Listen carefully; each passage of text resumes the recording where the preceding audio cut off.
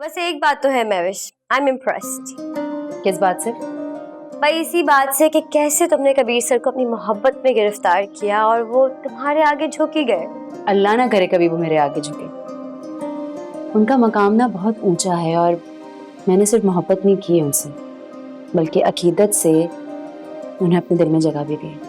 वाह वाह वाह, अभी से ये हाल है तुम्हारा। अभी तो तुम्हारे मिजाजी खुदा बने भी नहीं है, जब बन जाएंगे तब क्या होगा तुम्हारा? तब मैं उनकी कनीज बन जाऊंगी। अच्छा, मुझे लगता है वो लोग आने वाले होंगे। चले तुम जाओ, मैं बाद में आऊंगी। ओके ठीक है, फाइन।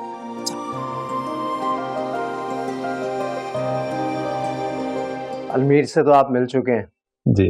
ये मेरे मामू हैं जलाल साहब और ये मुमानी है सरवत। बस ये दोनों हमारे माँ बाप जैसे हैं। और ये सजाद साहब हैं महविश के वालिद। बहुत खुशी हुई आप लोगों से मिलकर मुझे। भाई साहब आप।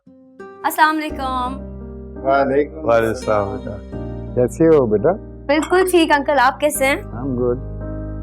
भाई साहब आप हमारे आने का मकसद तो जानते ही होंगे। जी जी बिल्कुल। तो फिर हम डायरेक्ट मकसद की बात पे आ जाते हैं। कबीर के बारे में कुछ बताने की जरूरत तो है, आप शायद उसे बहुत अच्छी तरह जानते हैं। जी जलाल साहब, सिर्फ कबीरी को नहीं बल्कि आपकी पूरी फैमिली को मैं बहुत अच्छी तरह से जानता हूँ, वाकिफ हूँ मैं। अगर हमारे खानदान के बारे में कोई मजीद मालूमात आप करना चाहते हैं या कबीर की तहकीक फिर से करना चाहते हैं तो हमें किसी किस्म का कोई एतराज़ नहीं होगा। उसकी कोई ज़रूरत नहीं है जलाल साहब, क्योंकि ऐसा 3 साल से मेरी बेटी महविश जो है वो कबीर के साथ काम कर रही है। बहुत अच्छा तारुफ है कबीर के हवाले से, और इंसान को परखने के लिए सिर्फ एक नज़र काफ़ी होती है। वाह क्या बात। बस तो फिर भाई साहब आप महविश को हमारी बहू बना दीजिए। वो वैसे भी मेरी बेटी है, मुझे मम्मी कहती है। आप लोग बहुत अच्छे हैं, बहुत प्यार करने वाले लोग हैं। बस एक दरखास्त है आप लोगों से। देखिए महविश की मैंने बड़े प्यार से पाला है, बहुत मोहब्बत किया उसके साथ। उसके आंखों से एक आंसू नहीं टपकने दिए हैं मैंने, क्योंकि माँ बन के भी और बाप बन के भी मैं नहीं पाला उसे, तो बस उसके आंखों में आंसू ना आए। आप बेफिक्र रहिए भाई साहब, महविश मेरी बेटी है और मैं उस पर हरगिज भी आंच नहीं आने दूँ। और रही बात कबीर की, तो लगता है ये तो दुनिया में सिर्फ और सिर्फ मोहब्बत बांटने के लिए आया, सबसे इतना प्यार करता है, तो महविश तो फिर इसकी शरीके हयात होगी।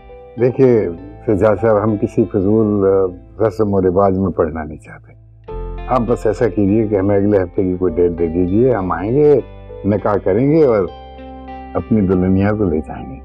मगर जलाल साहब इतनी जल्दी कैसे मुमकिन है? मैं अकेला हूँ तैयारी करने वाला।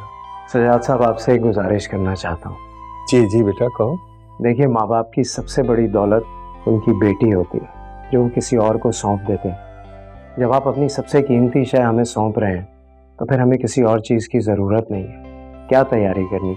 और अगर आपका इशारा जहेज़ या दावत की तरफ है तो मैं इन चीज़ों का बिल्कुल कायल नहीं हूँ। फजूल रस्मों पर मैं बिलीव ही नहीं करता। बस आपसे यही रिक्वेस्ट है कि सादगी से निकाह करें, बस यही बहुत है। मेरे भी कुछ अरमान है ना। तो आप अपने अरमान पूरे करें, लेकिन घर वालों और फैमिली के दरमियान हमारी ख्वाहिश तो यही है कि फैमिली के 10-12 लोग निकाह वाले दिन आ जाएं, सादगी से निकाह हो जाए, एंड दैट्स इट। कबीर बिल्कुल ठीक कह रहे हैं सजाद भाई, आप ये फजूल रस्मों में मत पड़िए।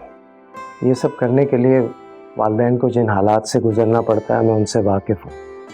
लड़की तो रुखसत होकर चली जाती है, लेकिन वालिदैन कर्ज के बोझ तले दब जाते हैं, और मैं ऐसा हरगिज़ नहीं चाहता सजाद साहब। बस तो फिर भाई साहब आप हमें अगले जुम्मे निकाह की तारीख दे दें।